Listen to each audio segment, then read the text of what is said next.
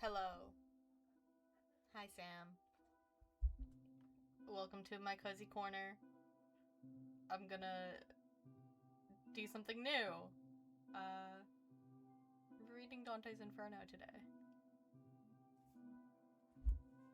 Which I think will just be a bunch of fun, I suppose. Maybe. Maybe fun.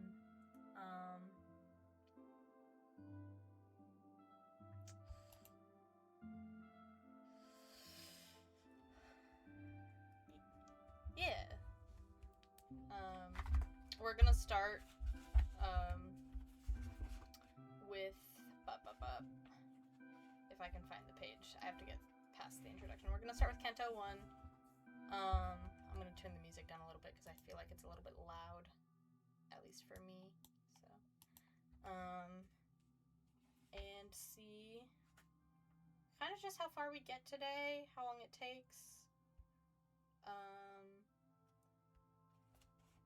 Gonna laugh at Dante's personal beef that he put in here.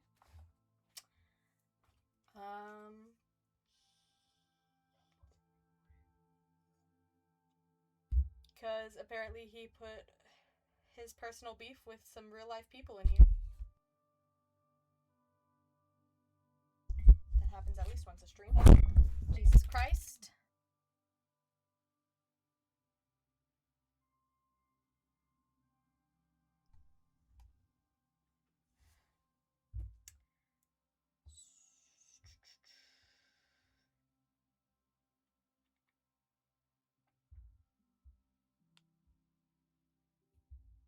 Okay. So, Azure's not lighting up. That's a problem. There we go. There she is.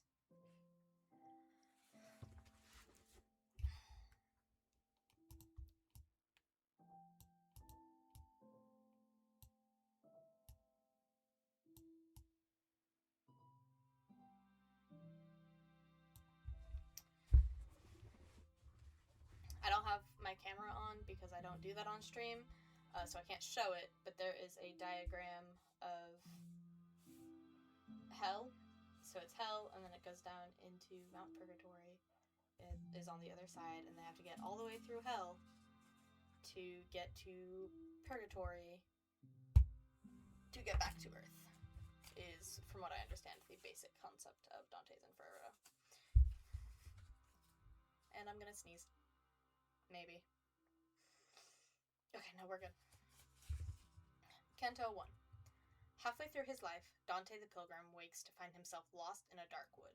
Terrified at being alone in so dismal a valley, he wanders until he comes to a hill bathed in sunlight, and his fear begins to leave him. But when he starts to climb that hill, his path is blocked by 3 fierce beasts. First a leopard, then a lion, and finally a she-wolf. They fill him with fear and drive him back down to the sunless wood. At that moment, the figure of a man appears before him. It is the shade of Virgil, and the pilgrim begs for help. Virgil tells him that he cannot overcome the beasts, which obstruct his path. They must remain until a greyhound, quote-unquote... Hold on. No. Go back to Mellowhigh. We're just gonna listen to Mellowhigh. Anyway. A quote-unquote greyhound comes who will drive them back to hell. Rather, by another path will the pilgrim reach the sunlight. And Virgil promises to guide him on that path through hell and purgatory, after which another spirit, more fit than Virgil, will lead him to paradise. The pilgrim begs Virgil to lead on, and the guide starts ahead. The pilgrim follows. Midway along the journey of our life, I woke to find myself in a dark wood, for I had wandered off from the straight path. How hard it is to tell what it was like, the wood of the wilderness, savage and stubborn. The thought of it brings back all my old fears. A bitter place. Death could scarce be bitterer. But if I would show the good that came of it, I must talk about the things other than the good. How I entered there, I cannot truly say. I had become so sleepy at the moment when I first strayed, leaving the path of truth. But when I found myself at the foot of a hill, at the edge of the woods beginning, down in the valley where I first felt my heart plunged deep in fear, I raised my head and saw the hilltop shawled in the morning rays of light, sent from the planet that leads men straight ahead on every road. And then only did terror start subsiding. In my heart's lake, which rose to heights of fear, the night I spent in the deepest desperation. Just as a swimmer, still with panting breath, now safe upon the shore, out of the deep, might turn for one look at the dangerous waters.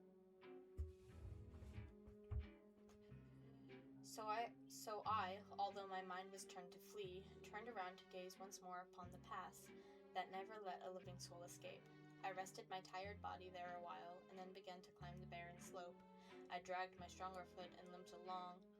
Beyond the point, the slope begins to rise, sprang up a leopard trim and very swift. It was covered by a pelt of many spots, and everywhere I looked, the beast was there, blocking my way. So time and time again, I was about to turn and go back down. The hour was early in the morning. Sorry, the text was kind of faded there. The hour was early in the morning then. The sun was climbing up with those same stars that had accompanied it on the world's first day. The day divine love set their beauty turning, so the hour and sweet season of creation encouraged me to think I could get past. The gaudy beast, wild in its spotted pelt, but then good hope gave way and fear returned when the figure of a lion loomed up before me, and he was coming straight toward me, it seemed, with head raised high and furious with hunger. The air around him seemed to fear his presence, and now a she-wolf came, that in her leanness seemed racked with every kind of greediness. How many people she had brought to grief. The last beast brought my spirit down so low with fear that seized me at the sight of her. I lost all hope of going up the hill. As a man who, rejoicing in his gains, suddenly seeing his gain turn to loss, will grieve as he compares his then and now. So she made me do, the relentless beast coming toward me, slowly, step by step. She forced me back to where the sun is mute. While I was rushing down to that low place, my eyes made out a figure coming toward me, of one grown faint, perhaps from too much silence. And when I saw him standing in this wasteland, "Have pity on my soul," I cried to him, "whichever you are, shade or living man." "No longer living man, though once I was," he said, "and my parents were from Lombardy. Both of them were Mantuans by birth. I was born, though somewhat late, sub Julio, and I lived in Rome when good Augustus reigned, when still the false and lying gods were worshipped." Yikesies, says the man who worships those false and lying gods, quote-unquote, those quote-unquote false and lying gods. I was a poet and sang of that just man, son of Anchises, who sailed off from Troy, the burning of proud Ilium. But why retreat to so much misery? Why not climb up this beautiful mountain here, the beginning of the source of all man's joy? Are you then Virgil? Are you that font from which pours forth so rich a stream of words? I said to him, bowing my head modestly. O light and honor of the other poets, may my long years of study and that deep love that made me search for your verses help me now. You are my teacher, the first of all my authors, and you alone, the one from whom I took the noble style that was to bring me honor. You see the beast that forced me to retreat. Save me from her, I beg you, famous sage. She makes me tremble, the blood throbs in my veins. But you must journey down another road, he answered, when he saw me lost in tears. If ever you hope to leave this wilderness, this beast, the one you cry about in fear, allows no soul to succeed along her path. She blocks his way and puts an end to him. She is by nature so perverse and vicious, her craving belly is never satisfied, still hungering for food the more she eats. She mates with many creatures, and will go on mating with more until the greyhound comes and tracks her down to make her die in anguish. He will not feed on either land or money. His wisdom, love, and virtue shall sustain him. He will be born between Feltro and Feltro. He comes to save that fallen Italy from which the maid Camilla gave her life, and Turnus Nisus Euryalus died of wounds.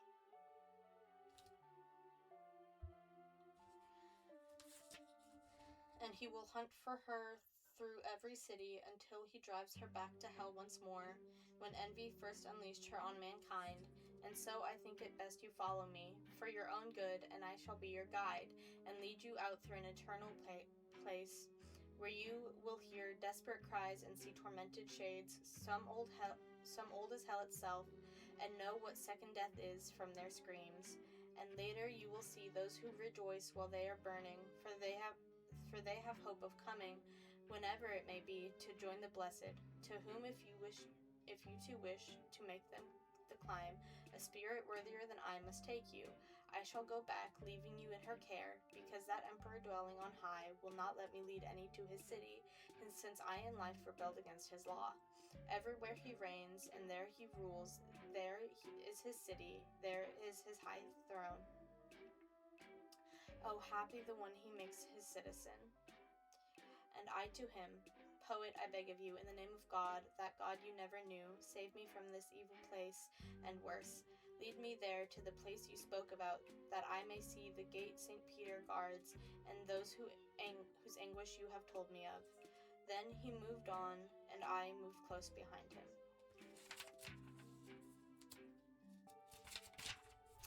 There's some notes. I'm skipping the notes. How many cantos is in this? I want to do it evenly. Let me see.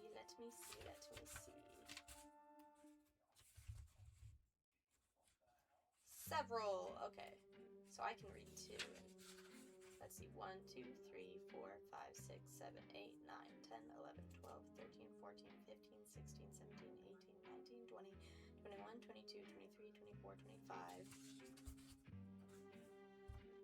26, 27, 28, 29, 30, 31, 32, 33, 34. 34. So I can do Canto 2 at least. Let me divide 34 by 2. See how many streams it'll take me if I do 17. So it'll take me 17 streams. What if I do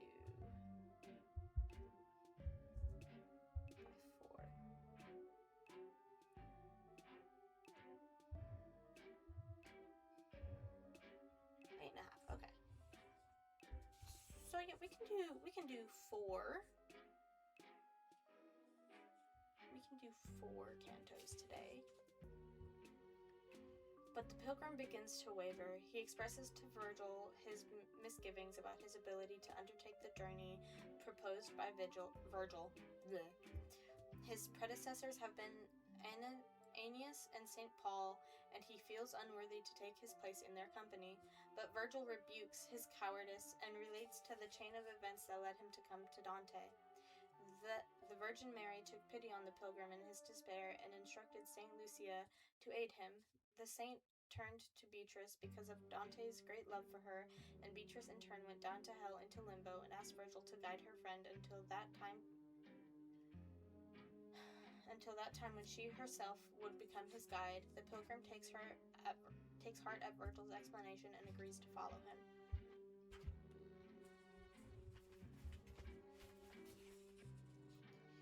The day was fading, and the darkening air was releasing all the creatures on our earth from their daily tasks, and I, one man alone, was making ready to endure the battle of the journey and of the pity it involved, which my memory, unerring, shall now retrace.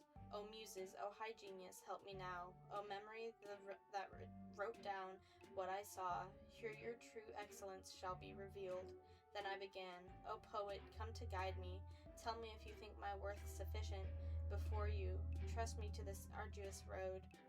You wrote about young Silvius's father, who went beyond, when flesh corruptible, with all his senses, to the immortal realm. But if the adversary of all evil was kind to him, considering who he was, and the consequence that was to come from him. This cannot seem to thoughtful men unfitting, for in the highest heaven he was chosen, Father of glorious Rome and her empire. And both the city and her lands in truth were established as the place of holiness, where the successors of great Peter sit, and from this journey you celebrate in verse. Ennius learned those things that were to bring victory for him and for Rome, the papal seat. Then, later, the chosen vessel, Paul, ascended to bring back confirmation of that faith, which is the first step on salvation's road.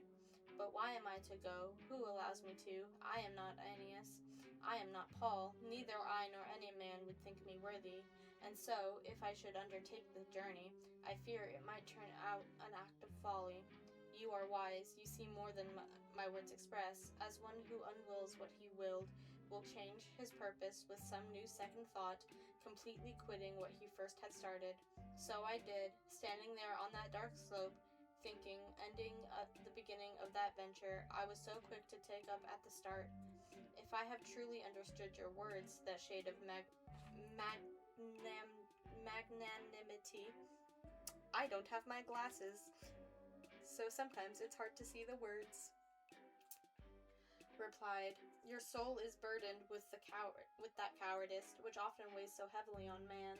It turns him from a noble enterprise like a frightened beast that shies at its own shadow.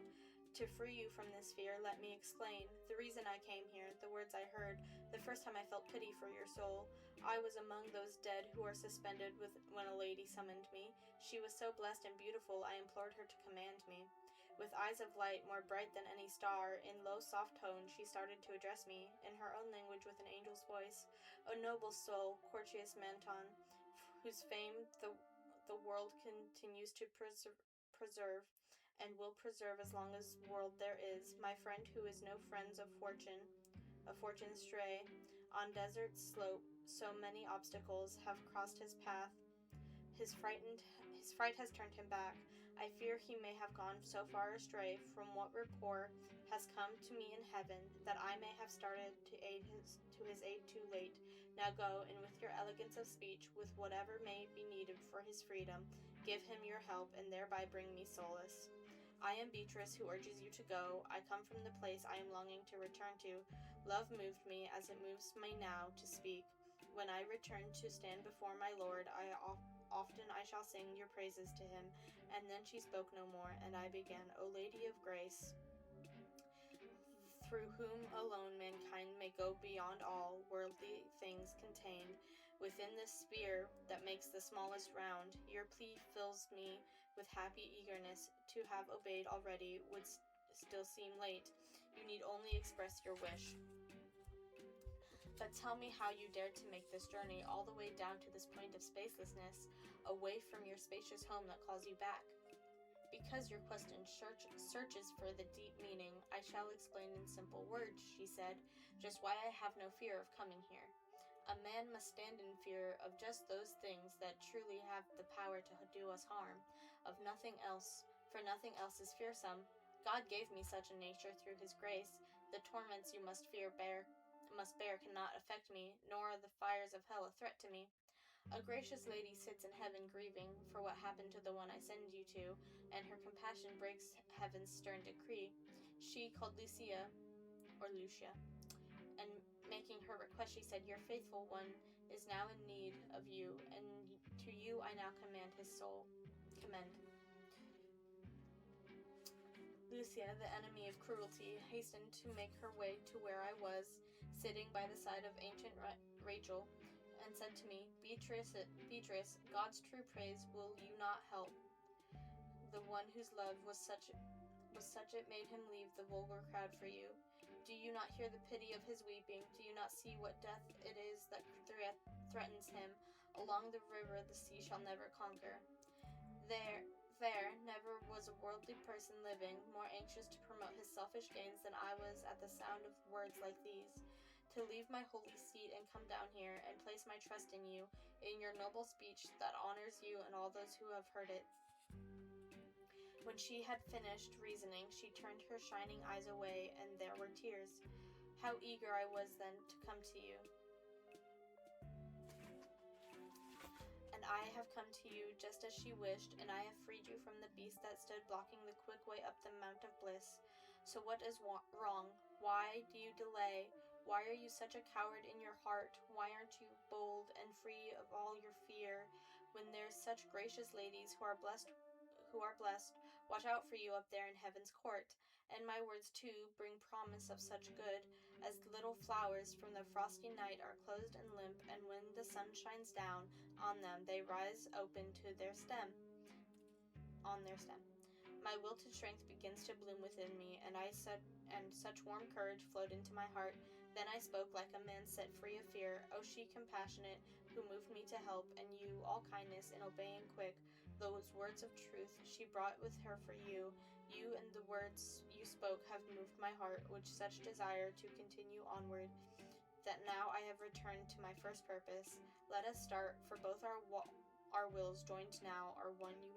You are my guide, you are my Lord and teacher. These were my words to him, and when he moved, I entered on that deep and rugged road. Yay! That's Canto 1 and 2 from Dante's Inferno. This hasn't been a very long stream, but I kind of want to talk about it, even though there's...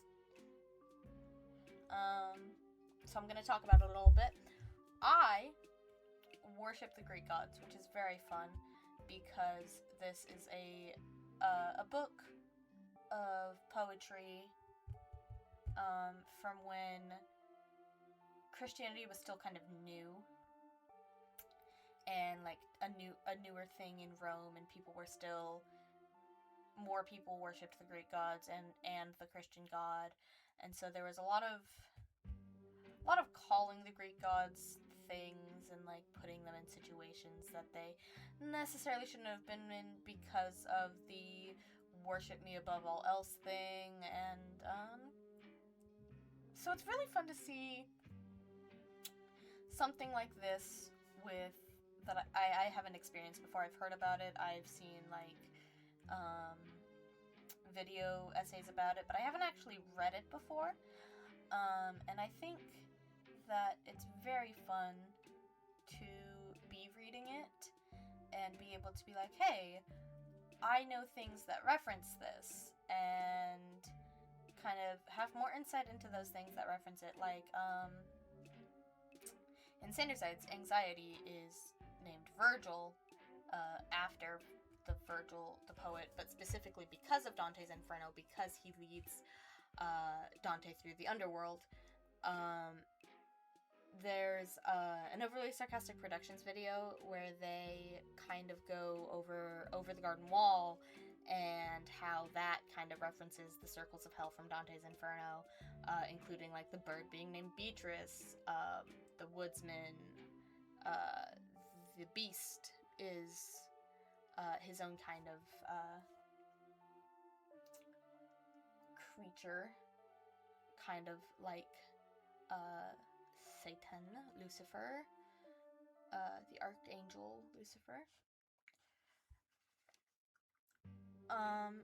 So this is really fun for me. I'm trying to drag this out as long as possible, because it hasn't even been half an hour yet. But yeah. I haven't been streaming too much because of some personal things, but I'm hoping to do this at least once a week. Definitely going to read more Dante's Inferno. We're gonna read until it's finished. I could probably finish it in one stream, but that would be a decently long stream. It takes me about 10 minutes for each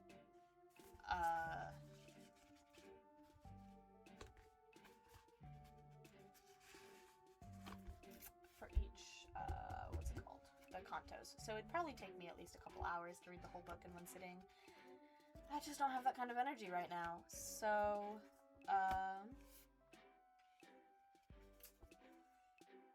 this has been stream for today, and I will see you all next time. Bye-bye!